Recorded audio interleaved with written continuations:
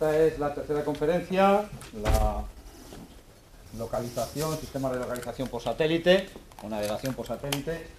La va a impartir Rafael Olmedo, es ingeniero técnico aeronáutico, licenciado en Ciencias Físicas y trabaja desde 1992 en el Instituto de Técnica Aeroespacial, Instituto Nacional de Técnica Aeroespacial, el INTA. Actualmente es el responsable de la Oficina de Proyectos Avanzados, es promotor y responsable de diversos proyectos nacionales e internacionales de aplicación de los sistemas de navegación por satélite para desarrollo de soluciones de transporte inteligente, teledetección, monitorización medioambiental, asistencia a equipos de rescate, emergencias, navegación, etc. En los últimos años ha obtenido diversos premios en la competición europea de navegación por satélite Galileo Master, entre los que destacan 4 premios regionales y el premio especial de la Agencia Espacial Europea. Nos va a contar un poco qué es eso de la navegación por satélite, qué es eso que todos conocéis con el nombre de GPS, pero sobre el cual ahora veréis que hay bastantes cosas más y sobre todo no es solamente lo que uno a veces lleva en el móvil últimamente, sino la cantidad de servicios y aplicaciones que se están desarrollando con este sistema y los sistemas que aparentemente van a venir, sistemas europeos, Galileo, etcétera, para conseguir que esto pues sea, como contaba antes, es posible que muchos de vosotros dentro de 4, 5 o 6 años estéis trabajando en sistemas y soluciones de navegación y localización por satélite. Creo que la conferencia es muy interesante, es otro aspecto distinto a lo que hemos estado viendo hasta ahora, pero creo que os va a resultar interesante. Y ya sé que al final vais a pensar lo mismo, es decir, al final haremos un turno de preguntas. Os rogaría que alguien tenga un poquito de curiosidad al menos, intente hacer una pregunta. No vamos a perder demasiado tiempo, ni hay cosas tan interesantes que hacer. ¿De acuerdo? Pues nada. Rafael, muchas gracias por estar aquí y te dejo ante tu público. Gracias. Muchas gracias. Bueno, buenos días. Como os ha dicho, mi nombre es Rafael Olmedo. Os voy a hablar de lo que es esto de la navegación por satélite. Antes de empezar, a mí me gustaría preguntaros, ¿alguno ha oído hablar del GPS? ¿Podéis levantar las manos? ¿Alguno tiene móvil con GPS? ¿Alguno utiliza el GPS del móvil, de los que tenéis? Hace unos 10 años, cuando yo empezaba a hablar de esto, bueno, hace ya bastante más tiempo, pero cuando empezaba a hablar o a dar cursos de temas de GPS, preguntabas lo primero si alguien sabía que era eso del GPS y no había nadie que supiese que era eso del GPS. Es más, en el móvil ni existía el GPS. Hablar del navegador del coche era algo que era ciencia ficción, o sea, era algo de lo que nadie nunca hablaba. ¿Vale? Es decir, que en los últimos 10 años esto de la navegación por satélite se ha convertido en algo de lo que todo el mundo sabe, de lo que todo el mundo ha oído hablar y de lo que además muchos de nosotros empezamos a tener. Y lo empezamos a tener en elementos tan cotidianos como el móvil. ¿Vale? Entonces yo lo que os voy a contar es algo para profundizar un poco en qué es esto del GPS, qué es esto de la navegación por satélite y ver realmente lo que hay más allá del GPS, es decir, cómo funciona, qué es lo que está detrás de las siglas de GPS, más allá del GPS, cuáles son las iniciativas que hay a nivel europeo, es decir, vamos a entrar un poco en qué es esto de la navegación por satélite. Por otra parte, intentaré daros algunas pistas para que entendáis cómo funciona, para que veamos realmente lo fácil, lo sencillo que hay de los conceptos que hay detrás de esto de la navegación por satélite, y por otra parte entrar en la parte de aplicaciones, es decir, todo esto del GPS, de la navegación por satélite, está muy bien, pero si no fuese algo aplicado no tendría ningún sentido. Entonces, ¿en qué campos lo estamos aplicando? Hoy por hoy, los campos estos prácticamente se han convertido en un infinito, ¿no? Y por otra parte, el que tiene que ver conmigo, es decir, estudiantes de ingeniería, primero, y vosotros diréis, bueno, y si nosotros estamos en Teleco, ¿qué cuernos tiene que ver esto de la navegación por satélite conmigo? ¿Vale? Yo soy técnico aeronáutico y físico, y sin embargo, la mayoría de mis compañeros en el INTA son telecos. Muchos de ellos trabajando conmigo en aplicaciones de temas de navegación por satélite. Es decir, que es muy probable que algunos de vosotros o muchos de vosotros, de una forma o de otra, acabéis trabajando también en algo que tiene que ver con esto. ¿Qué es esto de la navegación por satélite? Antes de nada, un poquito de historia. Antaño, los primeros astrónomos y exploradores se dieron cuenta de que para poder navegar, para poder explorar más allá de la costa, necesitaban conocer tanto sus coordenadas de latitud como su longitud, es decir, necesitaban saber en qué parte, digamos, cuál era su latitud en la Tierra, pero también cuál era la posición en el meridiano en el que estaban. Esto significaba que era muy importante tener una información del tiempo. ¿Por qué? Porque mientras que la latitud se podía obtener con una información, digamos, de la inclinación terrestre, de las sombras, el tema de la longitud, sin embargo, venía directamente vinculado a lo que era el conocer la información del tiempo. Luego veremos por qué el tiempo es tan importante en esto de la navegación por satélite. ¿Qué es lo que ocurre? Que lo primero que surge pues es el gnomon, el palo o estilete vertical que proyecta su sombra. Todo el mundo habréis hecho, o bueno, algunos habréis hecho a lo mejor un reloj con un palito. ¿Alguno lo habéis hecho alguna vez? ¿Un reloj de sol? ¿Vale? Pues bueno, pues el gnomon de alguna forma es esa parte básica del reloj de sol. ¿De acuerdo? ¿Qué ocurre? Que esa sombra simplemente va cambiando en función de la orientación del sol. Con lo cual, de alguna forma, también nos está hablando de cómo se mueve el cosmos, ¿no? Es decir, cómo se está moviendo la Tierra alrededor del Sol. Y en el fondo, cómo se está desplazando el tiempo, ¿no?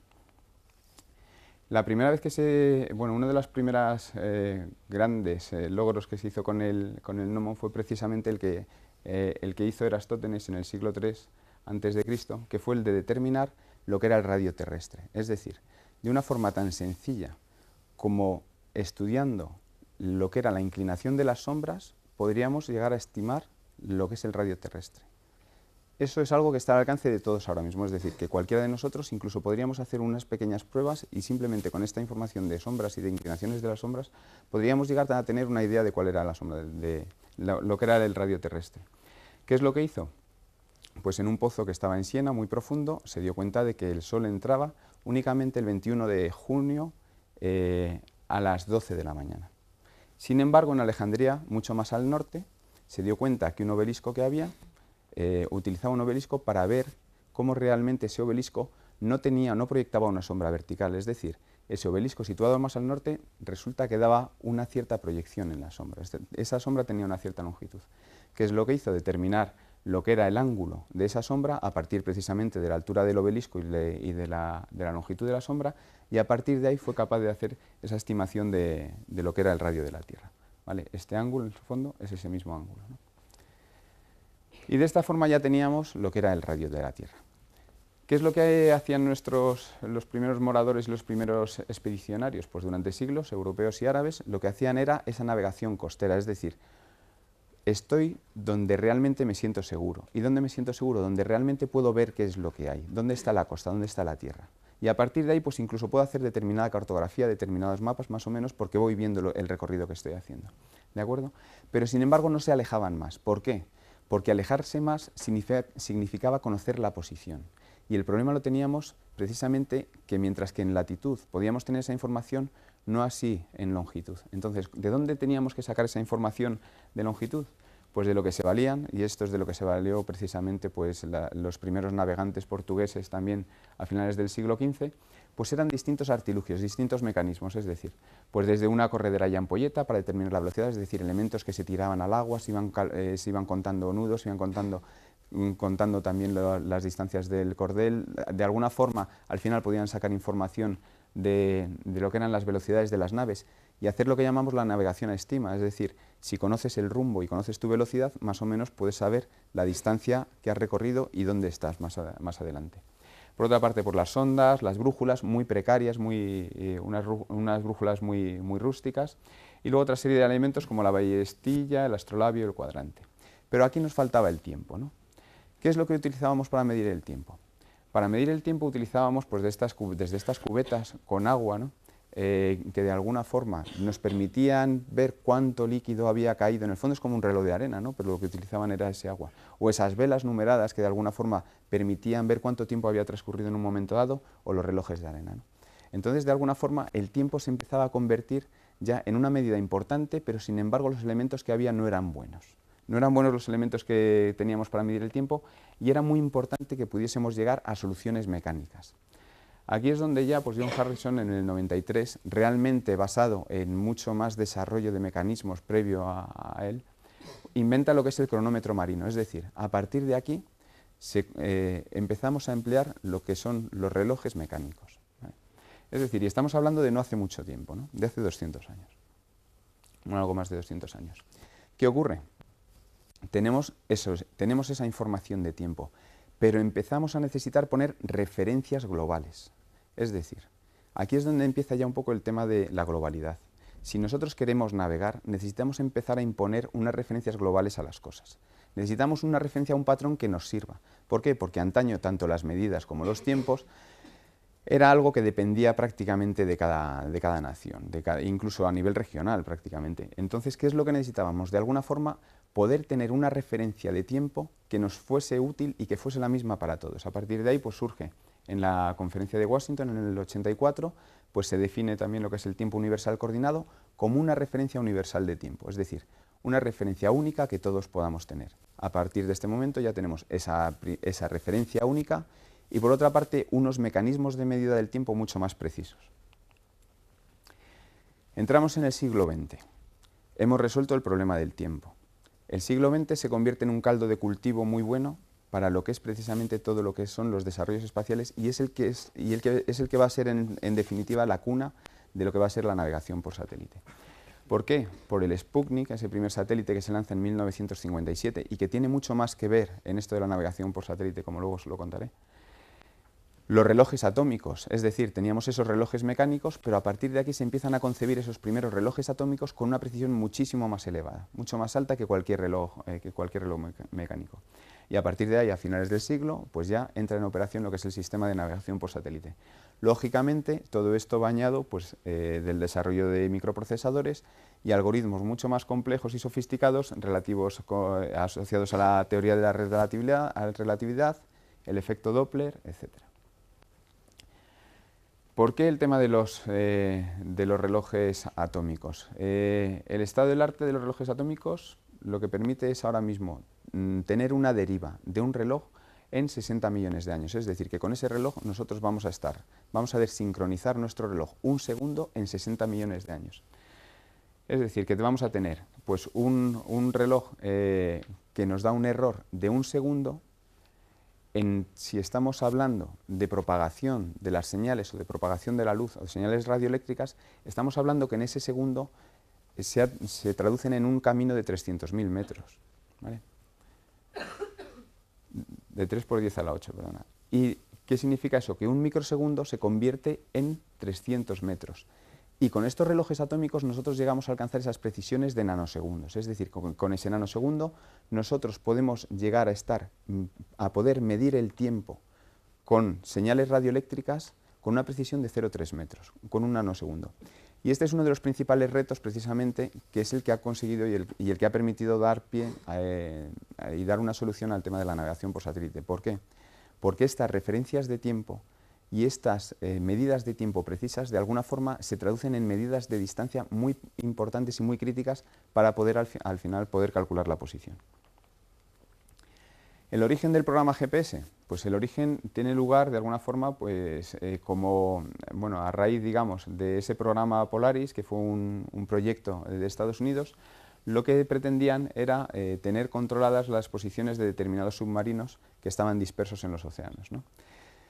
En la Universidad de Stephen Hawking, en ese momento, se hablaba de la posibilidad de determinar precisamente de la posición del satélite Sputnik a través de las señales que estaba transmitiendo. Es decir, si teníamos posiciones fijas en la superficie terrestre y estábamos recibiendo en esas distintas posiciones las señales que estaban viniendo desde los satélites, éramos capaces de triangular o de alguna forma de obtener a partir de la información de las frecuencias, los desplazamientos de frecuencias que estábamos teniendo, éramos capaces de obtener la información del satélite.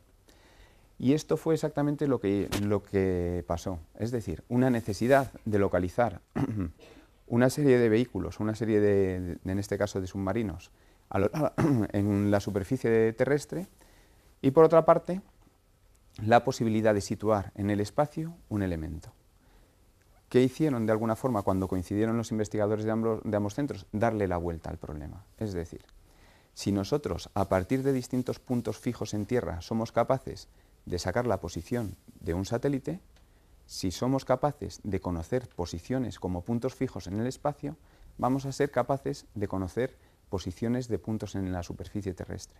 Y de alguna forma se le dio la vuelta al problema. Y ahí es donde surge precisamente todo el proyecto, bueno, originalmente el programa Transit, que empezó en el 58, y que dio lugar posteriormente al Navstar GPS, el que conocemos como Sistema de Posicionamiento Global, el americano, ¿vale? que originalmente fue desarrollado dentro del Departamento, por el Departamento de Defensa de los Estados Unidos, constituyendo precisamente un sistema de posicionamiento global que nos permitiese a cualquier elemento que estuviese situado en cualquier punto de la superficie terrestre, pudiese estar de alguna forma conociendo su posición, ¿vale? Se desarrolló entre el 78 y el 94, actualmente está operativo y continuamente pues, experimentan todos estos sistemas de alguna forma, pues lógicamente dependen de una constelación de satélites que hay que ir reponiendo y que de alguna forma se van implementando nuevos satélites a la constelación que incorporan nuevas mejoras, es decir, que hay continuas mejoras en el sistema que van haciendo que tengamos cada vez mayores prestaciones y una mejor precisión del sistema. La constelación originalmente constaba de 24 satélites y 3 de reserva. Ahora, actualmente hay operativos creo que unos 30, y cada uno de estos satélites de alguna forma lo que era importante es que permitiese al receptor que estaba en tierra que le identificase. De ahí que cada uno de estos satélites lo que se identifica es con lo que llamamos el PRN, ¿no? Que es esa información, digamos, que en la que le está diciendo, cuando le está hablando el satélite al receptor, le está diciendo cuál es su identificador. Los satélites están transmitiendo continuamente la señal y estos satélites del GPS se sitúan en 6 planos orbitales con unas inclinaciones de 55 grados de inclinación. Los satélites se encuentran a 20.000 kilómetros de la Tierra, es decir, estamos hablando de órbitas medias, no son órbitas bajas, que son las más utilizadas también en los satélites de comunicaciones en muchas ocasiones, por debajo también de las órbitas geoestacionarias que están más allá. Digamos que estamos hablando de esas órbitas medias en esos 20.000 kilómetros. Surge después el GLONASS. El GLONASS fue algo parecido a lo que había surgido con el sistema americano, se empieza a desarrollar en Rusia, ¿no? Esta constelación se inició 4 años después, en el 82, y realmente ha dado pie a un sistema operativo que estuvo operativo, pero que ha pasado también por ciertos problemas internos, ahora está en un momento de recomposición, pero que sí que ha dado pie digamos, a poder utilizar los dos sistemas de forma conjunta, y esta es una de las principales ventajas que tenemos, es decir, a partir de ahora, a partir de ese momento cuando se desarrolló, podíamos empezar a desarrollar receptores que utilizasen satélites diferentes para conseguir esa información de posición, ¿no? Con lo cual mejoraba todas las prestaciones bastante. El sistema GLONASS se componía también de esos 24 satélites originalmente, situados en 3 planos orbitales y con esos satélites. Lógicamente, las coberturas que se querían dar en este caso eran más polares también, entonces la inclinación de los planos orbitales era diferente. Esto importante, tener en cuenta que estamos hablando de esas órbitas medias y en esas órbitas medias cada uno de los satélites que forman parte de la constelación de GPS o de GLONASS tiene un periodo de 12 horas, es decir, que cada 12 horas está volviendo a pasar el satélite sobre nosotros, aproximadamente, ¿vale? Es decir, que dos veces al día el satélite, el satélite da dos vueltas al día. Entonces empezamos a tener lo que es el sistema de navegación por satélite, GPS, y empezamos a hablar también de GLONASS, y empezamos desde hace algunos años a hablar de muchos otros sistemas. Es decir, alguno a lo mejor habéis oído hablar del Galileo, el sistema europeo, a lo mejor habéis oído hablar del sistema chino, que es el COMPAS, ¿vale? Y empezamos a tener distintos actores en este escenario de la navegación por satélite. ¿Qué es importante? Cambiar el chip, ¿no? Donde hablamos de GPS, es importante que empecemos a hablar ahora de GNSS, es decir, lo que son los sistemas globales de navegación por satélite. Bajo este concepto, ¿qué es lo que agrupamos en el...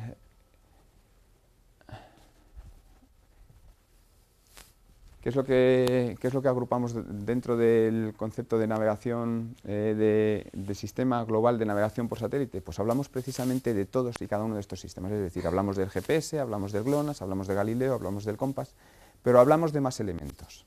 ¿Por qué? Porque de pronto surge la necesidad en algunas regiones o de forma local de incorporar mejoras a lo que es el GPS. Es decir, el GPS es un sistema global, está muy bien, pero resulta que yo aquí tengo una problemática concreta y es que necesito más precisión o necesito determinadas prestaciones, ¿vale? Es decir, tengo un aeropuerto y la precisión que tú me das no me vale. O tengo un aeropuerto, tengo que aterrizar una aeronave y resulta que tu sistema no es fiable. Necesito incorporar nuevos elementos. Entonces entramos ahí, empezamos a hablar, introducimos lo que son los sistemas de aumentaciones. Esos sistemas de aumentaciones lo que buscan es precisamente añadir elementos espaciales que de alguna forma permitan mejorar las prestaciones en el ámbito local de aplicación de determinados sistemas de navegación por satélite. ¿Qué tenemos ahí? El WASS, el Wide Area Augmentation System, EGNOS, europeo, y otros sistemas como el GAGAN o EMESAS. ¿Qué es lo que hacemos nosotros en Europa? Pues en Europa, ante digamos, este marco que tenemos de navegación por satélite, se define la siguiente estrategia.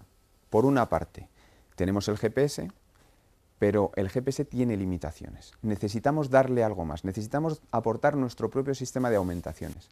Ahí es donde surge el EGNOS, precisamente como el European,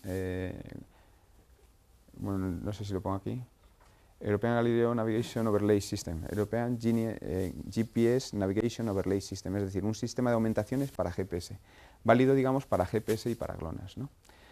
Esa es la primera fase, es decir, lo primero que nosotros tenemos que hacer, o lo primero que nos planteamos es cómo mejoro el GPS para tener más precisión y determinadas prestaciones que de otra forma no las tengo. Y por otra parte, decir, ¿podemos nosotros en Europa tener nuestro propio sistema de navegación por satélite? ¿Vale? Y ahí es donde surge precisamente el tema de Galileo. Pensar que GPS y GLONASS eran sistemas militares y de alguna forma estaban bajo soberanía más allá de lo que era el territorio europeo. Con lo cual, ¿qué es lo que se plantea la Unión Europea? Podemos desarrollar un sistema global, pero con un desarrollo propio nuestro y además bajo ese control civil. Y de ahí surge precisamente lo que era surge lo que iba a ser luego el programa Galileo que entra en operación. EGNOS. EGNOS es el sistema de aumentaciones. Como veis ahí, pues ahí tenéis los distintos sistemas de aumentaciones y lo que os comentaba, ¿no? Estos sistemas de aumentaciones son locales, es decir, están muy bien aquí el EGNOS nos funciona muy bien en Europa, pero si nos fuésemos a un sitio como Taiwán, pues ahí no tenemos esos sistemas de aumentaciones. Es decir, que ahí nos vamos a tener que utilizar los sistemas de navegación globales tal como son. No vamos a poder sacarle más partido, al menos con apoyo, digamos, de estos sistemas de aumentaciones espaciales, ¿vale? EGNOS precisamente lo que buscaba es ese primer paso, ¿no? El resolver ese tema el darle esas mayores prestaciones al GPS. ¿Cómo funciona EGNOS? ¿Por qué es importante EGNOS? Porque digamos que es la trayectoria que nosotros hemos tenido dentro de Europa. Es más, porque EGNOS probablemente juegue también un papel muy importante dentro de lo que va a ser el sistema Galileo. ¿Cómo funciona? Pues por una parte tenemos los satélites GPS y GLONASS que están transmitiendo su información hacia el usuario, ¿vale? Por otra parte, tenemos unas estaciones donde se está recogiendo esa información y se recogen determinados parámetros de la información del GPS, por ejemplo, lo que es la integridad. La integridad es lo que es la confianza, es decir, si digo que un sistema íntegro es que es un sistema del que yo me puedo fiar, y el GPS no lo era. Es decir, GPS, cuando tú abrías un dispositivo de este estilo para temas de navegación, lo primero que te decía es, ojo, estás utilizando el sistema bajo tu responsabilidad. Es decir, que si te la pegas es culpa tuya, ¿vale? Porque lo que yo te diga puede ser bueno o puede que no. Entonces, ¿qué necesitábamos nosotros? Incorporar ese parámetro de confianza en el sistema, precisamente a través de estas estaciones. A partir de ahí, información que pasa a los centros de emisión, y esa información se difunde a unos satélites geoestacionarios que son los que luego aplican esas correcciones al usuario. Es decir, que el usuario por una parte está recibiendo la información de GPS, pero por otra parte está recibiendo una información adicional precisamente de esos elementos de aumentaciones, en este caso de los satélites. Lógicamente hablamos aquí de sistemas de aumentaciones espaciales. Estos sistemas de aumentaciones espaciales podríamos llevarlos más allá de lo que es el espacio, es decir, podríamos estar hablando de sistemas de aumentaciones terrestres, sistemas de aumentaciones que pudiesen de alguna forma estar en tierra y poder transmitir directamente esa información a los receptores, o incluso integrados dentro de los propios vehículos, ¿no? Galileo. Galileo es la contribución al sistema de navegación global por satélite de naturaleza civil en desarrollo desde el 99 y que trata de desarrollar una constelación de 30 satélites, de modo que estos satélites al final estén operativos también en esas órbitas medias y nos permitan, digamos, añadir un nuevo actor dentro de ese escenario de navegación por satélite. La arquitectura. Bueno, similar, ¿no? De alguna forma lo que vamos a tener es una serie de satélites, ¿vale? Que van a ser estos 30 satélites, una serie de estaciones sensoras en tierra, centros de control y elementos que de alguna forma van a poder interactuar con los satélites para corregir la información de los satélites, añadir la información que tengan que transmitir, etcétera, etcétera. Es decir, que de alguna forma estos satélites, toda la información que reciben, se cierra el ciclo a partir de eso, la monitorización de la información y de cómo las estaciones de control interactúan con esos satélites.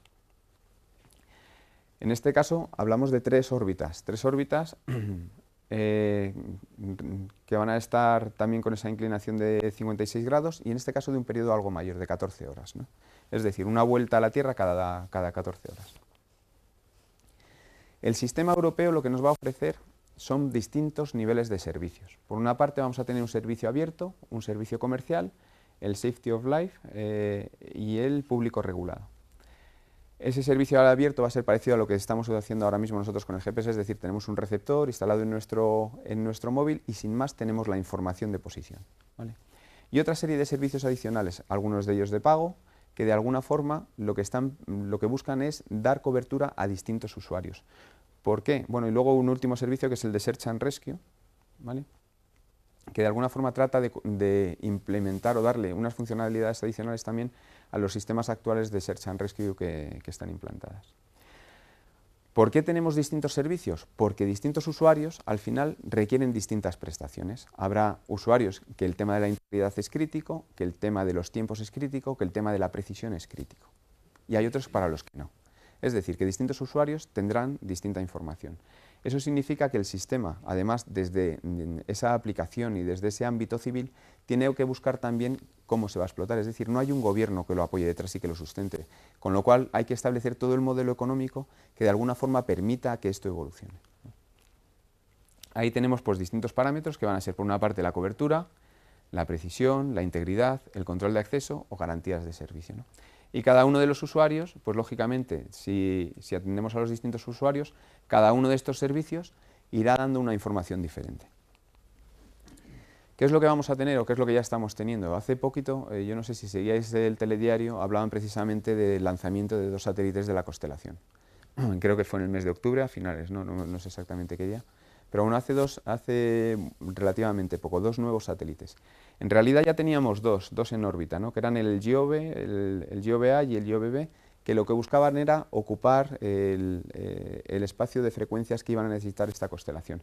Y a partir de ahí empezamos a hablar ya de que necesitamos una primera configuración de satélites, un primer despliegue de satélites para tener una cierta cobertura y poder empezar a utilizar el sistema. Aquí hablamos de que en el 2014-2015 está previsto que haya desplegados 18 satélites de la constelación. Entonces, dirán, oye, pero eso de Galileo es verdad o es mentira. O sea, Galileo ya es una realidad, ¿vale? Y de hecho, la fase de despliegue ya está en marcha. Lo que tenemos que esperar todavía un poquito más. Lógicamente es un programa que ha experimentado muchos retrasos, con lo cual se ha generado un poquito de cierta incertidumbre, pero de alguna forma está en marcha. ¿Qué es lo que tendremos también? Pues que unos pocos años después pues tendremos ya esos 30 satélites orbitando.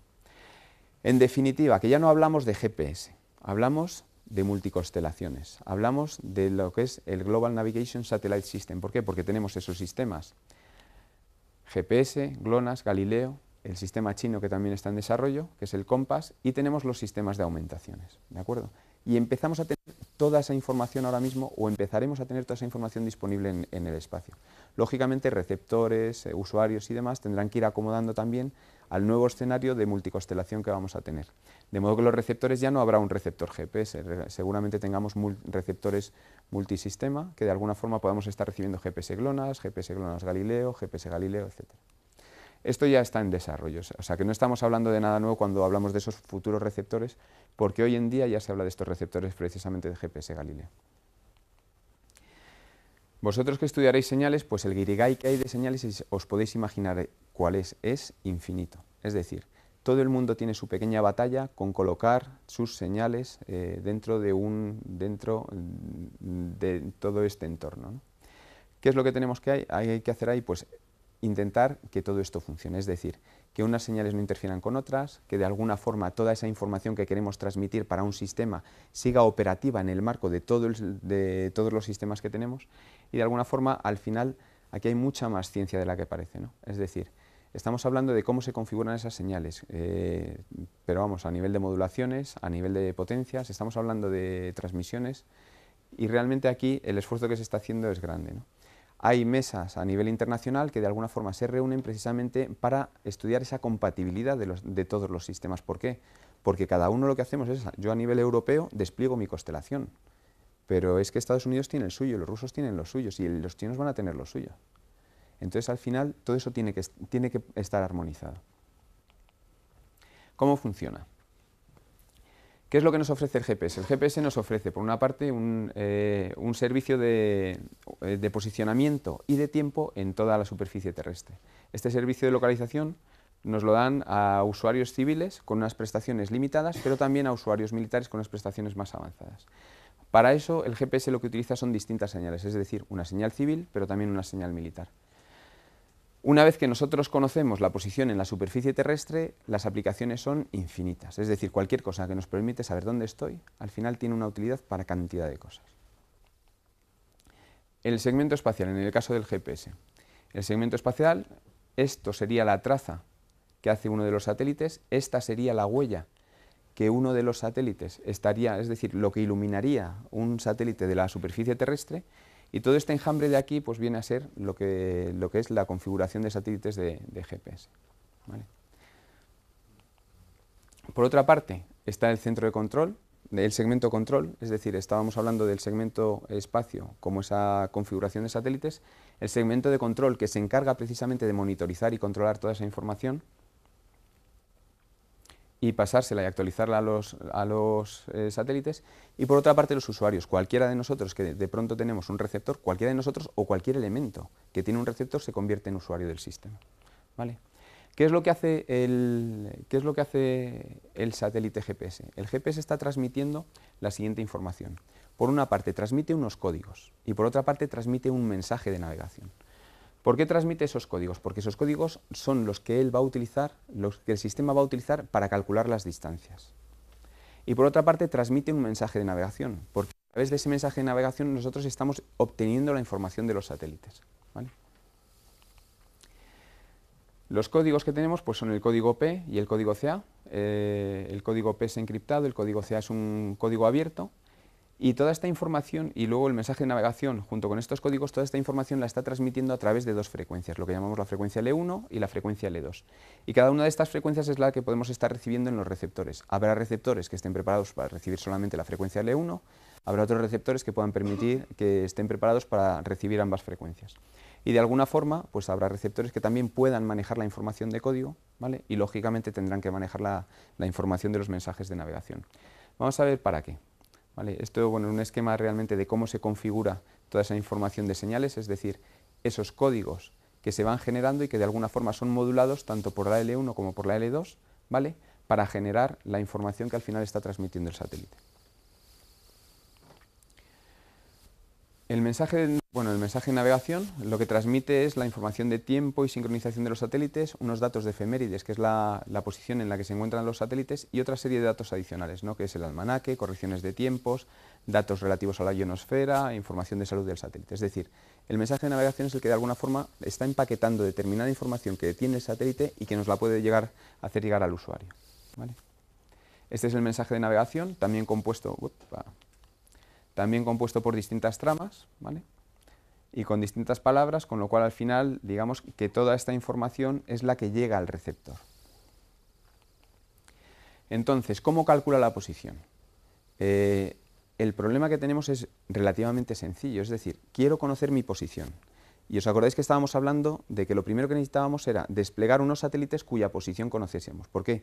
Porque si conozco unos puntos de referencia determinados, puedo triangular o puedo sacar mi posición a partir de ellos. ¿Cómo? Calculando la distancia.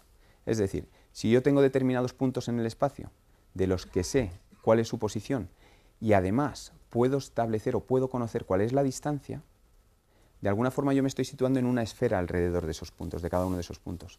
Y la intersección de todas esas esferas es lo que determina mi posición. Es decir, sé dónde está el satélite, conozco mi distancia al satélite, con lo cual yo estoy en una esfera con ese radio alrededor del satélite, ¿vale? Entonces, ¿qué es lo que necesitamos? Pues por una parte, saber dónde está el satélite, ¿vale? Esos datos de efemérides. Y por otra parte, conocer las distancias, ¿vale? A partir de ahí se establece un proceso que se llama trilateración, a partir del cual lo que es el sistema es capaz de establecer lo que es la posición del receptor. El primer problema, ¿cuál es la posición del satélite o cómo la conocemos? Lógicamente, estamos hablando de que es muy crítico en estos sistemas identificar y conocer muy bien la posición de los satélites. De ahí también el papel que juegan todos los sistemas de monitorización y control que hay en tierra, ¿no? De alguna forma, el satélite conoce sus posiciones, su posición, y nos la transmite en forma de parámetros orbitales, que son los parámetros que están identificados por las efemérides del satélite. Es decir, a través de sus efemérides, el satélite nos da sus parámetros. Nos da los parámetros que nos dice dónde está respecto de un sistema de referencia ligado a la Tierra. Luego nos queda el problema de la distancia. Para el problema de la distancia, lo que necesitamos saber es cuál es la distancia que ha recorrido la señal. Con lo cual, si fuésemos capaces de establecer un tiempo cero en el que se transmite la señal y por otra parte un tiempo 1 en el que yo recibo la señal, la diferencia de tiempos es lo que ha tardado la señal en llegar hasta mí y yo esa diferencia de tiempo soy capaz de convertirla en distancia, ¿vale? Con lo cual es así de sencillo, es decir, directamente transmito una señal, calculo el tiempo que ha tardado en llegar y con este tiempo calculo lo que es la distancia. Así de sencillo, ¿no? Es decir, que de alguna forma, solamente conociendo lo que es la posición de los satélites y conociendo la información de distancia, somos capaces de establecer la posición del usuario. ¿Cómo lo hace realmente este cálculo de distancia? Este cálculo lo hace precisamente a través de los códigos de los que os comentaba antes, ¿no? Es decir, cada uno de los satélites genera un código, ese código de alguna forma es replicado en el receptor, ¿vale? De modo que cuando llega el código al receptor, el código que ha llegado al receptor es comparado con el código que se ha generado, con el código que él ha generado. Y lo único que tiene que hacer es buscar la correlación entre ambos, es decir, desplazarlos de modo que en el momento que correlan, en el momento que coinciden, de alguna forma nos está diciendo cuánto ha tenido que desplazar esa señal, es decir, cuánto en el fondo, cuál es el tiempo transcurrido y por lo tanto cuál es la distancia que ha recorrido la señal, ¿vale? Tenemos un problema aquí y es que hemos dicho que es muy importante tener tanto el reloj del satélite como el reloj del receptor sincronizados. ¿Por qué? Porque yo tengo que saber cuál es el tiempo en el que yo he mandado la señal, pero por otra parte tengo que saber cuál es el tiempo en el que yo estoy generando la señal. ¿Cuál es el problema? Que en los satélites lo que tenemos son relojes atómicos, es decir, la precisión es muy elevada. Sin embargo, en los receptores no tenemos esos relojes atómicos, es decir, que resulta que nuestros relojes de nuestros receptores tienen un error. ¿Qué es lo bueno? Que ese error es el mismo independientemente del satélite que estés viendo. Es decir, si tú me dices cuál es tu T0, ¿vale? Yo puedo calcular el tiempo más mi error, ¿vale? Y ese error, de alguna forma, es el mismo para todos los satélites. Es decir, este tiempo que tenemos aquí, de alguna forma, será ese tiempo más el error del receptor. ¿Qué es lo que ocurre? Que si antes nosotros lo que teníamos era una información de posición y distancia, de alguna forma lo que estábamos identificando era, si tienes un satélite cuya posición conoces y tenemos la distancia del satélite, yo sé dónde estoy. Si tengo dos satélites, pues la intersección es donde me encuentro. Claro, esto está bien en el plano, ¿no? Pero tenemos que resolverlo en 3 dimensiones. En 3 dimensiones haríamos lo mismo, pero con esferas, es decir, tenemos una primera esfera para un satélite, una segunda esfera para un segundo satélite y otra tercera esfera. Donde se crucen, donde se corten esas esferas, de alguna forma, es donde el punto de intersección es el que define la posición del usuario. ¿Cuál es el problema? Que para determinar esos radios necesitamos conocer cuál es el error del reloj del receptor y no lo sabemos.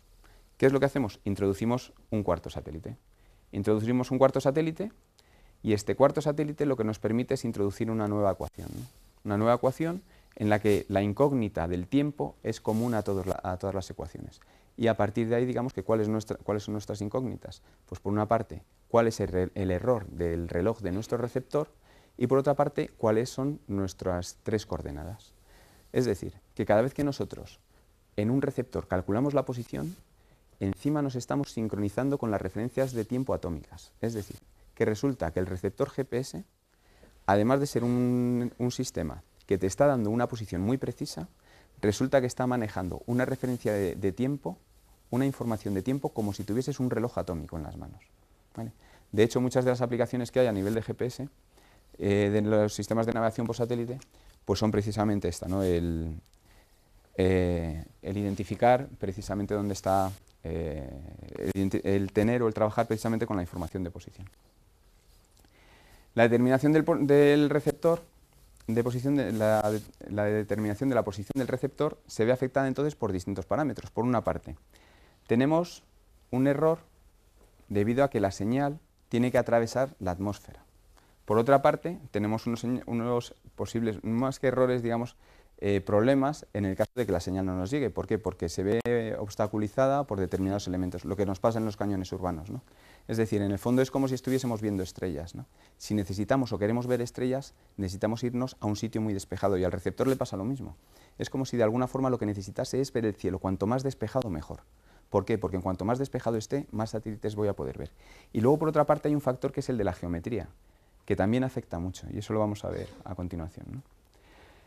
¿Cuáles son las fuentes de error? Pues por una parte tendremos errores debido al reloj del satélite, errores debido a que la posición del satélite no es la que me dice, errores debido a la propagación, o incluso simplemente porque la señal no viene por esa línea recta, sino porque se producen esas multitrayectorias, ¿no? Ese multipath o multitrayectoria, que es cuando la señal de alguna forma, en vez de venir de forma directa, llega reflejada desde distintos elementos, con lo cual los cálculos que yo hago de distancia son erróneos. ¿Por qué la geometría es importante?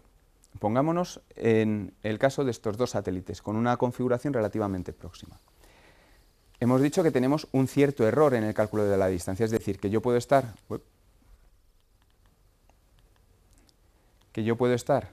dentro de esta franja para este primer satélite, o dentro de esa franja para el segundo satélite, ¿vale? Es decir, ese error en distancia lo que de alguna forma está es dándome una cierta incertidumbre respecto a realmente esa circunferencia, ¿no?, en la que yo me encuentro. Con lo cual, si los dos satélites están muy próximos, resulta que mi área, digamos, de intersección es una determinada. ¿Qué ocurre si los satélites están un poquito más alejados? Si están un poquito más alejados, resulta que esa intersección se reduce. Es decir, que el factor de geometría es crítico. ¿Por qué? Porque es algo que en un momento dado nos va a permitir que nuestro sistema sea más preciso o menos preciso. Es decir, que tenemos dos cosas. Por una parte, los errores en distancia, pero por otra parte también cuál es la geometría de los satélites. ¿Qué ocurre? Lo que estamos viendo, pues que precisamente cuanto más dispersos, cuanto más distribuidos estén estos satélites en el espacio, digamos, en la bóveda celeste, pues mejor va a ser lo que es el factor de geometría, que de alguna forma al final afecta a la precisión. Este factor de geometría es lo que llamamos la dilución de la precisión, ¿de acuerdo? De modo que una DOP mala se dará cuando tengamos satélites muy próximos, y una DOP buena se dará cuando de alguna forma esa configuración de satélites esté un poquito más distribuida en la bóveda celeste, ¿no?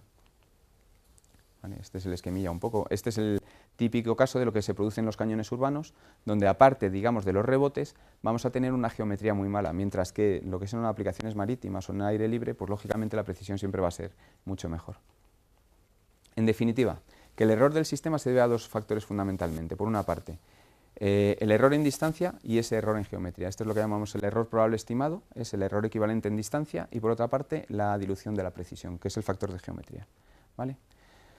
Por otra parte, ¿para qué se utiliza? Es decir, si tenemos que hablar de las aplicaciones de navegación por satélite, pues es lo que os comentaba, ¿no? El conocer la posición de alguna forma ya nos permite trabajar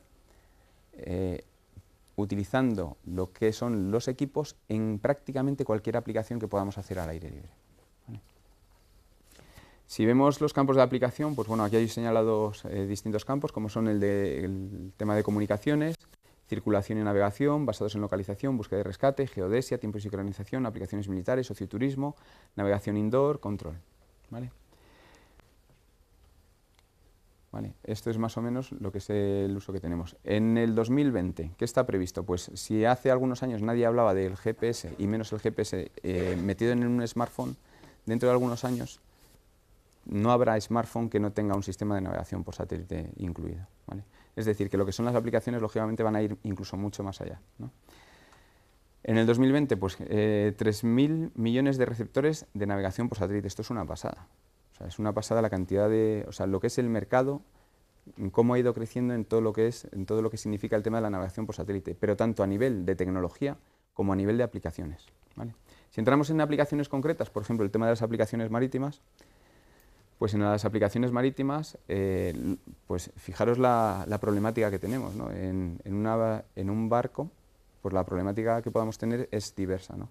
Podemos tener los problemas que podamos tener en las entradas en puerto, donde hay que gestionar, digamos, el tráfico de todas las naves, con lo cual es importante, de alguna forma, el conocer las posiciones y no solo conocerlas, sino, digamos, que esa información se vuelque al sistema, es decir, que la conozcan el resto de los sistemas.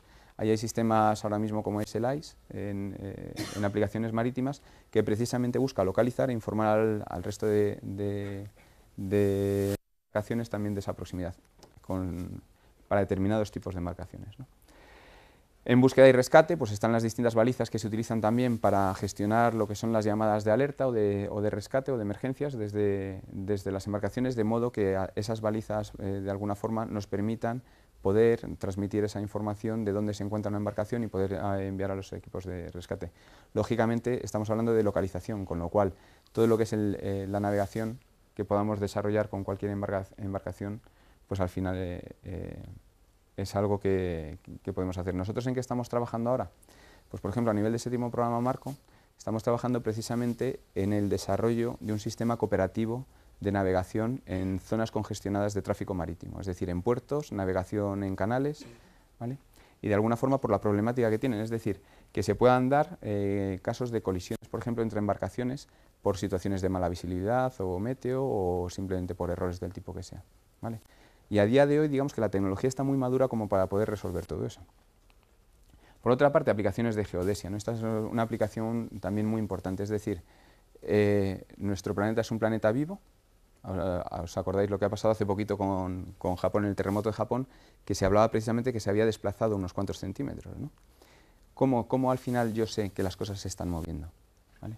Entonces, pues esas aplicaciones de geodesia al final lo que nos permiten es establecer esos sistemas de referencia globales. ¿Por qué? Porque estamos hablando de coordenadas, estamos hablando de posiciones, pero para poder hablar de posiciones necesitamos hablar tanto de sistemas de referencia como de marcos de referencia. Esos sistemas de referencia son los que en un momento dado nos permiten ponerle unos ejes a la Tierra. Y esos marcos de referencia son los que en un momento dado nos permiten añadir elementos en el terreno, de modo que cuando va un cartógrafo, cuando va un geodesta o cuando va alguien que esté haciendo cualquier tipo de medida, pueda apoyarse en esos elementos como puntos de coordenadas conocidas, ¿no? Es decir, que al final es crítico, es muy importante el que podamos controlar, digamos, las localizaciones de esos sistemas de referencia, la implantación de esos sistemas de referencia, y más sobre todo porque estamos hablando de sistemas globales, es decir, hasta hace poco aquí hablábamos de sistemas locales, hablábamos de UTM, de coordenadas UTM, de proyección UTM, transversal de Mercator, pero ahora estamos hablando de sistemas de referencia globales, hablamos de VGS84, del IETRS89, ¿vale? Y es importante, digamos, que cuando hablamos de navegación por satélite tengamos en cuenta que ya no hablamos de sistemas de referencia locales que me valen aquí, en este país o en esta placa. Necesitamos hablar de sistemas de referencia que nos valen en toda la superficie terrestre. Por otra parte, aplicaciones de búsqueda y rescate, complementando precisamente las actividades del COSPAR-SARSAT también en ese abalizamiento y señalización de emergencias, de modo que permita hacer esas asistencias a emergencias. Tiene el problema estos sistemas de que van en un solo sentido, es decir, se transmite la información hacia el rescatador, pero no se puede establecer lo que es la confirmación, con lo cual hay muchas falsas alarmas. Y precisamente es una de las cosas en las que trabaja también el sistema Search and Rescue de Galileo, ¿no? El de alguna forma cómo complementar esto dando un valor añadido a este sistema. Aplicaciones de tiempo. El Real Observatorio de la Armada, aquí en España, en el sur de España, se encarga precisamente de hacer todo este control y esta gestión de tiempos, es decir, tener controladas esas temporizaciones. ¿Por qué? Porque hablábamos del UTC, hablábamos del tiempo universal coordinado, pero es que el GPS tiene su propia referencia de tiempos, ¿vale? Con lo cual necesitamos alguien que nos diga cómo está todo relacionado. Es decir, si yo hablo de UTC, ¿de qué tiempo GPS estoy hablando? Y si hablo de tiempo GPS, también podríamos estar hablando de ese tiempo atómico internacional, es decir, de distintas referencias de tiempo. E igual que antes hablábamos de distintos sistemas de referencia espaciales, necesitamos también establecer nuestros sistemas de referencia temporales. Aplicaciones de carretera, aquí hay infinidad de aplicaciones, tanto para todo el tema de localización de vehículos en carretera, pues simplemente el típico navegador de coche, o aplicaciones que llamamos de transporte inteligente, es decir, aplicaciones que van más allá añadiendo algo de inteligencia al sistema. Es decir, cómo en un momento dado puedo transmitir una alerta, ¿vale? Es decir, un vehículo que está averiado, por ejemplo, dentro de un banco de niebla, ¿cómo es posible que un minuto después todavía se produzcan accidentes? Si lo tienes ahí localizado, si lo único que necesita él es transmitir la información, lo que le está pasando, ¿vale? Y sin embargo, accidentes de estos en cadena y por bancos de niebla, por falta de visibilidad, tenemos continuamente. Es decir, cómo de alguna forma podemos mejorar lo que ya hay. Y precisamente está aquí, ¿no? Dentro de ITS se establece también ese marco cooperativo, es decir, ese marco de colaboración o de conectividad. Es decir, la navegación está bien, pero la navegación hay que conectarla en muchas aplicaciones. Es decir, tu posición es buena si la consigues compartir. De lo contrario, esa información a mí no me vale. Y mucho de lo que se hace es precisamente eso, ¿no? En el tema de gestión de tráfico, transportes públicos, o por ejemplo el peaje. Una de las cosas que también se incide mucho a nivel europeo es cómo en un momento dado podemos automatizar el peaje. Es decir, si yo sé dónde estás, pues cuando pasas por una autopista de pago te cobro. ¿Por qué? Porque sé tu localización. Pero claro, para eso necesito un sistema con cierta precisión que me permita decir que estás aquí y no en la vía de servicio, y por otra parte con garantías, es decir, con esa integridad de la que hablábamos. Es decir, ¿es fiable realmente que yo estaba ahí? Eso es lo que Galileo precisamente también tiende a aportar. Aplicaciones aeronáuticas, aquí cambia el concepto, ¿no? De alguna forma esa navegación tradicional que teníamos busca ahora precisamente establecer y flexibilizar esas autopistas, digamos, o esas vías, de forma que podamos ajustarlas para optimizar los recorridos. Es decir, ya no hablamos de una navegación de punto a punto, de baliza a baliza, de bor a bor, sino que hablamos ya de alguna forma en cómo yo a una aeronave le puedo dar una trayectoria para que realmente sea mucho más ágil y pueda seguir una trayectoria. Es decir, no establecer solamente una ruta como tramos rectos, ¿no? Sino que pueda establecer precisamente esa continuación. Esto es lo que llamamos el RNAV, que es la ventaja de ruta. Pues esto es un poco el panorama que tenemos. Esto es en el 2000, en el 2020 este es el tipo de congestión que podemos tener. Lógicamente, ¿qué es lo que buscamos? Pues hacer mucho más eficientes los recorridos de las aeronaves, tanto por eficiencia, digamos, y optimizar lo que es el tráfico, como por otra parte también reducir los consumos y tiempos. ¿Vale?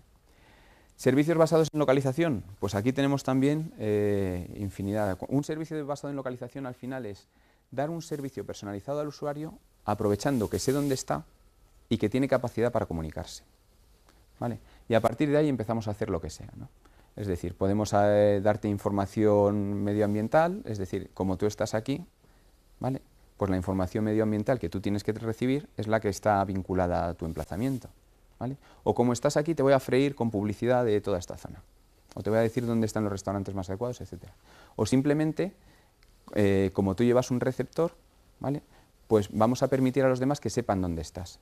Y esto lo podemos aplicar al tema de personas, al tema de mercancías y al tema de vehículos, ¿no? Es decir, podemos de alguna forma gestionar toda esa información de localización y pasarla al entorno.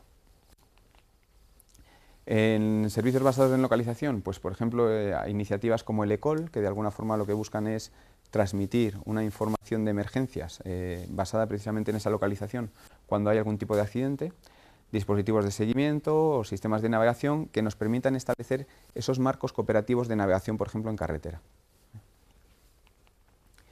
En la parte de aplicaciones recreativas, pues aquí se abre otro mundo infinito. Es decir, desde la persona que va a buscar setas y quiere marcar un punto concreto porque sabe que el año que viene va a volver a ese sitio y va a volver a encontrar el boletus que ha encontrado ese año, ¿vale? O simplemente la persona que juega al golf porque tienen ese caddy virtual que es una PDA con GPS que le está diciendo el palo que necesita en función del hoyo, ¿vale? O simplemente la persona que se va a buscar tesoros, es decir, la persona que coge su detector de metales y se va a buscar tesoros y va buscando los emplazamientos, marcando, etcétera, etcétera. Es decir, aplicaciones de todo tipo. Lógicamente, pues ahí estarían todas las actividades más relacionadas con lo que podamos hacer nosotros del día a día, pues que son esas actividades de campo, esas actividades deportivas, ¿vale? en el tema del running, por ejemplo, dispositivos que incluso te permiten asignarte una especie de rival virtual, de modo que tú estás corriendo con tu reloj con GPS y vas viendo un personaje que va corriendo por detrás de ti o por detrás de ti, que es virtual realmente, que tú no le ves, pero digamos que el mismo sistema te lo genera, ¿en función de qué? De tu posición, de tu velocidad, del plan de entrenamiento que quieras, ¿vale? Y luego, incluso en el tema de perros, el tema de los perros de caza, pues es un problema que tienen también los cazadores, ¿no? Que muchas veces son piezas muy valiosas, elementos muy valiosos que quieren conservar, lógicamente. ¿Qué es lo que hacen? Pues le cascan un GPS con una radio y ya lo tienen localizado, ¿vale? Entonces, aplicaciones de todo tipo, ¿no? ¿Y el qué tiene que ver conmigo? Aquí es decir, bueno, lo que os comentaba, ¿no? Si de alguna forma estamos hablando de navegación por satélite, ¿por qué hablamos de navegación por satélite a los telecos, ¿no? O sea, vosotros que estáis aquí en primero, ¿qué es lo que tenéis que ver con todo esto? Pues por una parte, lo que yo digo en el tema de ingeniería, ¿no? Ingeniería, ciencia y arte de la tecnología aplicada a la sociedad. Es decir, nosotros como ingenieros nos debemos a esto, ¿no? Es decir, aplicar esa tecnología y aplicarla a la sociedad, es decir, hacer algo más. Y ahora mismo, lo que es el mundo de la navegación por satélite nos permite hacer muchas cosas, ¿vale? ¿Qué es lo que tiene que hacer el ingeniero? Pues inventa, perfecciona, utiliza, basado en la inspiración y en la sabiduría. Entonces, lo que os toca a vosotros, ¿qué es? La inspiración probablemente ya lo tengáis, ¿no? Nos falta saber. Y sobre todo, no perder la inspiración por el camino. Es decir, tenemos 6 años, o bueno, no sé cuántos tenéis por delante, pero el problema es que cuanto más sabéis, menos inspirados estáis, ¿vale? Entonces, ¿qué es lo que es importante? Seguir siendo creativo siempre, es decir, seguir estando inspirado, aprendiendo, ¿vale? Entonces es importante de alguna forma el que nosotros veamos esa inspiración ahí. Innovar. ¿Por qué los sistemas de navegación por satélite nos permiten innovar? Innovar, innovation, innovatio, innovar, innovus en nuevo. Innovación, renovación, cambio o mejora. Es decir, ¿cómo puedo hacer lo que ya estaba haciendo de otra forma o cómo puedo hacer algo que no se estaba haciendo? ¿Vale? Innovación y novedad, ¿vale?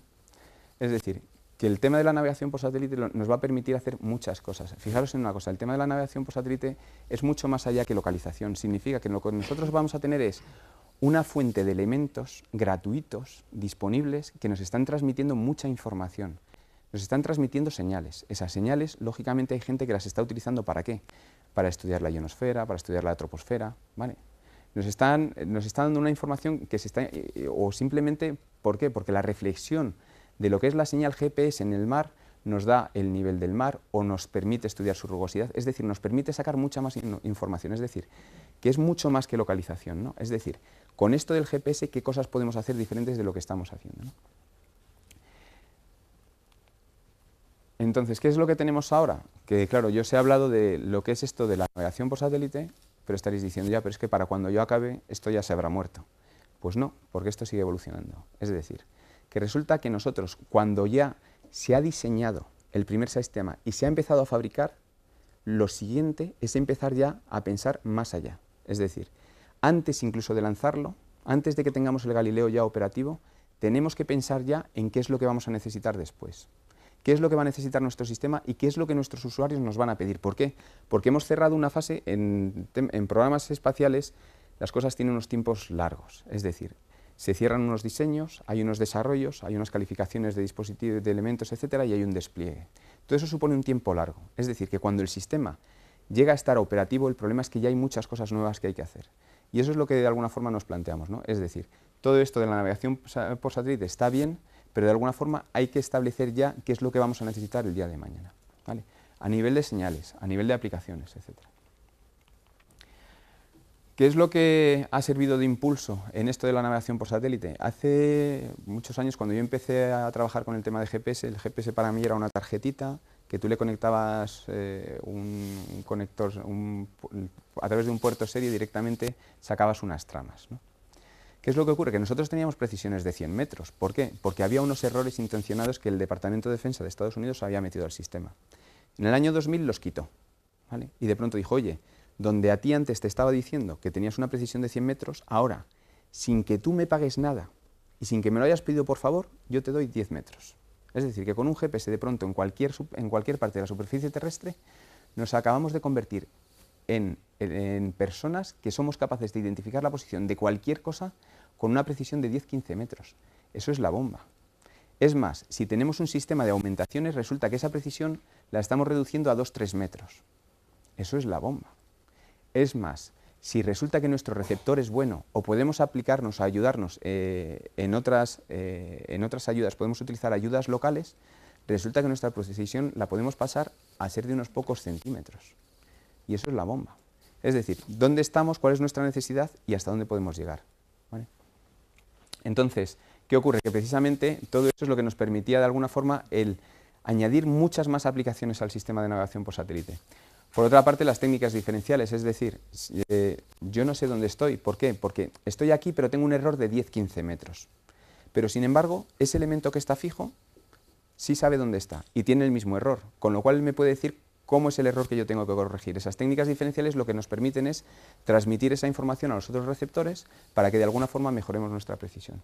Y luego la expansión regional, ¿no? Luego las nuevas funcionalidades, un poco que están en evolución, pues es el tema de monitorización de integridad. Hablábamos que es un tema crítico, muchas veces el confiar en el sistema. A nivel aeronáutico hablamos de más cosas, ¿no? Hablamos de disponibilidad, hablamos de continuidad, hablamos de integridad.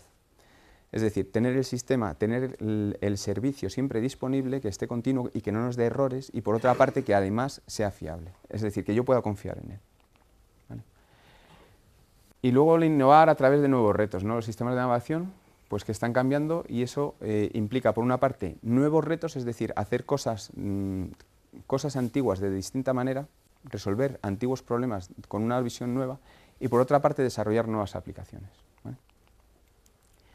Lógicamente todo esto, pues os encontraréis el día de mañana, pues que va a haber una actividad frenética en temas de I+D, donde realmente los que seáis más afortunados, yo creo, el tema de la I+D es un tema muy muy bonito y donde muchos de vosotros, pues si tenéis ocasión de caer, pues veréis que hay determinadas iniciativas y programas donde realmente hoy por hoy se le da mucha importancia al tema de la navegación por satélite y donde se está buscando precisamente establecer nuevas aplicaciones, nuevos desarrollos y nuevas tecnologías. ¿Vale? Y ya por terminar, como decía Shackleton, uno de los exploradores importantes del pasado siglo, pues para vuestra aventura, ¿qué es lo que se busca? Pues él puso este anuncio en el que decía: se buscan hombres para peligroso viaje, salario reducido, frío penetrante, largos meses de completa oscuridad, constante peligro, dudoso regreso sano y salvo, honor y reconocimiento en caso de éxito. Es decir, que el camino vuestro es más o menos el de Shackleton cuando buscaba a aquellas personas. ¿Qué es lo que quizá yo quitaré aquí? Lo del honor y reconocimiento en caso de éxito, ojalá además lo consigáis, pero ni siquiera está garantizado, ¿no? Y eso es todo por mi parte. Si tenéis entonces alguna cuestión.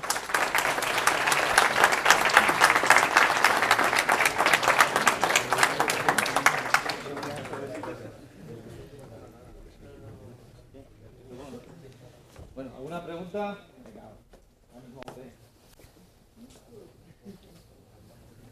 ¿Se le ocurre alguna cosa? A ver, se supone que habrá menos usuarios que los que habrá en un futuro. ¿Esto puede llegar a saturar las redes de...? No, piensa que todo lo que es la información que nos están transmitiendo los satélites, los receptores son pasivos. Es decir, no están transmitiendo ni se están conectando de ninguna manera. Son simplemente receptores que están escuchando la señal que hay en el espacio.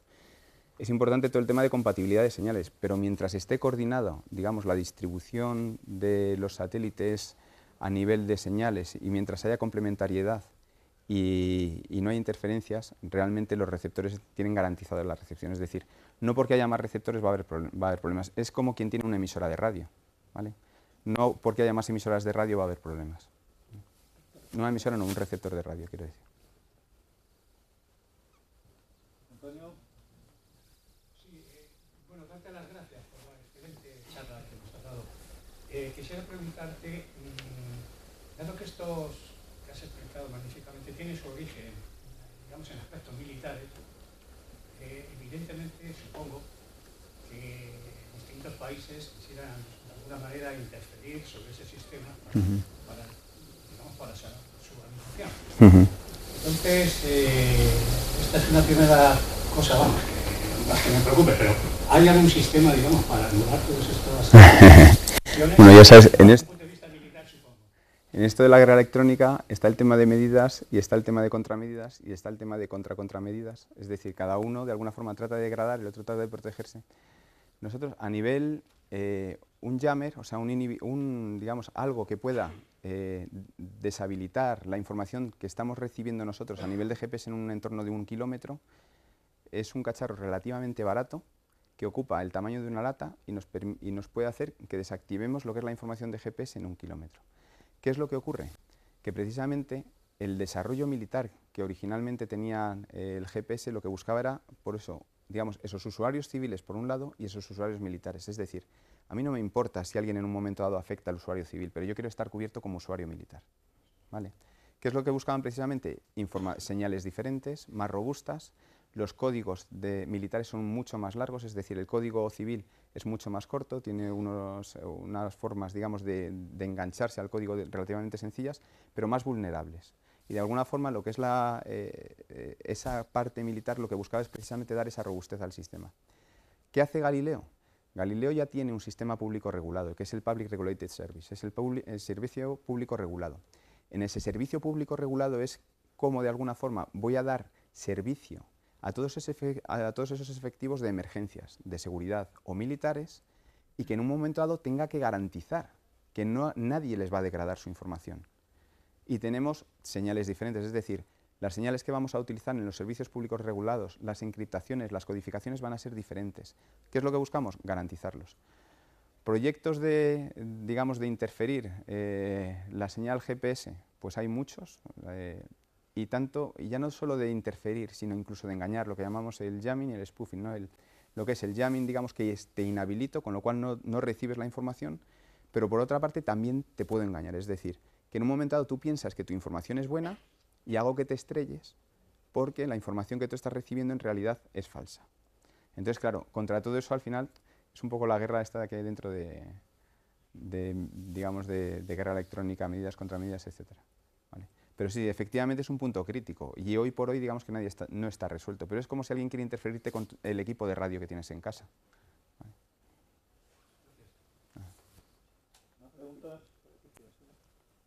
Yo quiero hacerla, pero después de que haya otra pregunta de algún alumno, porque es una pena que teniendo a Rafael aquí... Sí, has hablado de la importancia que tienen los relojes atómicos para todos los sistemas de navegación y me gustaría saber qué podría pasar si se mejoran esos relojes. Vale, eso es justo lo que ha hecho Galileo, ¿no? O sea, nosotros los relojes que teníamos en el caso de GPS eran de una generación que tenían un error de creo que eran unos 9 nanosegundos o algo así, mientras que con los relojes que es de nueva generación que se utilizan en Galileo, los que se llaman de hidrógeno, más hidrógeno, tenemos una precisión mejor, es decir, tenemos, no sé si es un nanosegundo o algo así. ¿Qué es lo que significa eso? Que cuando estamos calculando la distancia del receptor al satélite, estamos siendo mucho más precisos. En definitiva, que el Galileo, si todo va bien, pues tendremos precisiones mejores. Es decir, que esa precisión de 10-15 metros que teníamos con GPS, podríamos bajarla en un orden de magnitud.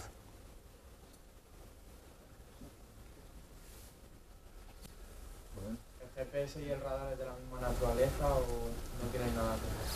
No, los radares, dices, cualquier tipo de radar. También te dice la posición de... No, pero el radar realmente lo que te da es una posición, pero está basado precisamente, igual, en el caso de aeronáutica tienes el radar primario, radar secundario, el radar que de alguna forma te permite localizar, los que se utilizan en aeronáutica es un radar que de alguna forma te interroga y tú respondes. Mientras que ese otro radar de alguna forma lo que hace es que transmite una señal, esa señal rebota, con lo cual si yo sé dónde estoy, sé tu dirección, sé la dirección en la que he mandado la señal y sé la distancia porque calculo el tiempo en el que me ha tardado en llegar esa señal, pues al final calculo tu posición, ¿vale? Pero es diferente también, o sea que digamos, es diferente porque ahí no hay una transmisión y recepción de información, hay una transmisión de la señal, pero es el propio receptor el que a partir de la señal identifica cuál es su localización, ¿vale? Sí, Rafael, yo quería darte las gracias también, como Antonio, por esta magnífica conferencia. Recuerdo que cuando nos presentamos, al entrar, dijiste que seguro que igual os enseño algo. Yo te dije que es inevitable que cualquiera que de una conferencia enseñe algo al ponente, en este caso decir que he aprendido muchísimo, muchas gracias.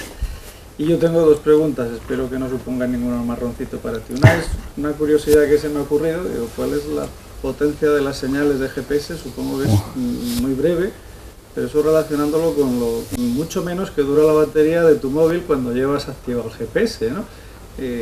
La potencia de la señal transmitida. No, sí, la potencia, supongo que debe ser muy escasa, o con los amplificadores que llevan, o no sé, pues, ¿por qué dura tan poco la batería del móvil cuando tienes la antena GPS, que llamamos antena GPS activada? No transmite GPS. No lo sé, pero GPS solo recibes. Esa es mi duda, o sea, al solo recibir, ¿qué tipo de amplificador, qué tecnología lleváis? Supongo que tiene que ser un amplificador que gaste energía mucha, ¿no?, para recibir la señal, ¿no?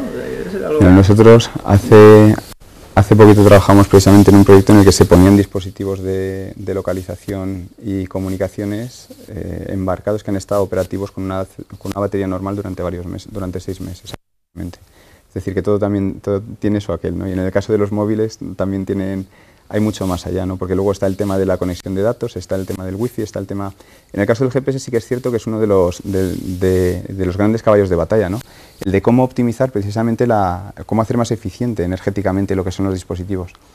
A nivel de señal, un receptor, o sea, lo que es la señal que se transmiten de los satélites es muy baja. Lo que recibe el satélite está por debajo de la señal ruido y lo que se produce precisamente es un efecto en el que lo que se busca es precisamente extraer de ahí la información. A partir de ahí, digamos, de que se ha extraído la información del satélite, empieza a haber internamente determinados procesos de correlación, etcétera, etcétera. Lógicamente esto al final se ha integrado en micros de unos pocos centímetros o de 1 centímetro que tendrás tú en el móvil. ¿Cuál es el problema también ahí? Que es un sistema que está continuamente operativo, escuchando y amplificando señales, ¿vale? Es un sistema que de alguna forma todos los proveedores y todos los fabricantes lo que buscan es reducir también los consumos ahí, ¿vale?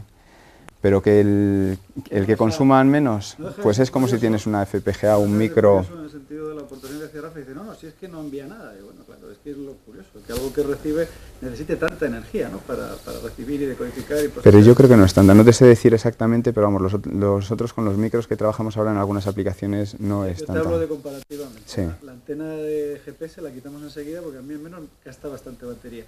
Y otra relación, yo trabajo en el tema de Internet de las Cosas, en el tema de redes.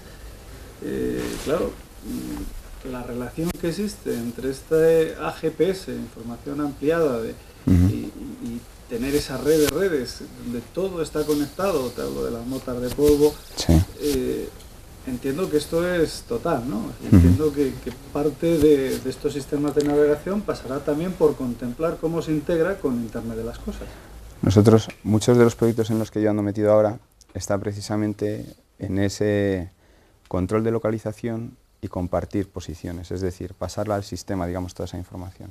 Y es precisamente la integración de redes malladas con localización. Es decir, esas redes malladas o esas redes MES o esas tecnologías inalámbricas que hay ahora, que sí Zigbee, que sí, etcétera. De alguna forma, una de las aplicaciones que nosotros vemos muy potentes es precisamente en el emplear un sensor como es el GPS para aportar información dentro de esa red mallada.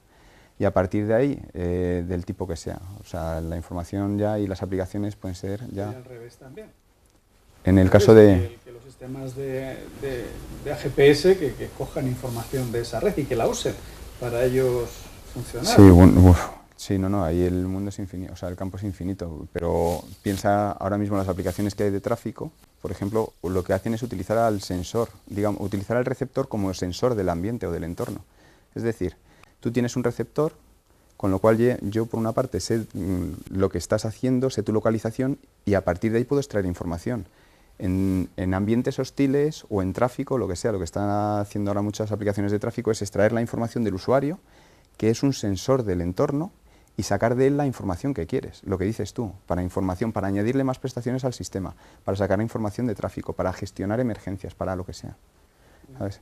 Y efectivamente, o sea, el utilizar, digamos, el dispositivo y el sensor a partir de esa conectividad como un sensor de entorno es una aplicación, yo creo que muy buena y muy potente.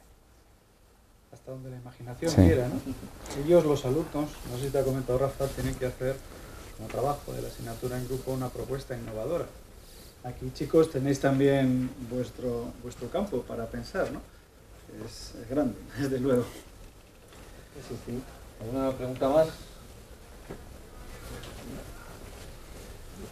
Bueno, pues agradecer a Rafael su presencia, su conferencia. Bueno, habéis tenido una de historia, una de Internet de las Cosas, esta para unos temas de aplicaciones. Gracias por vuestra asistencia, gracias a Rafael y que os vaya bien.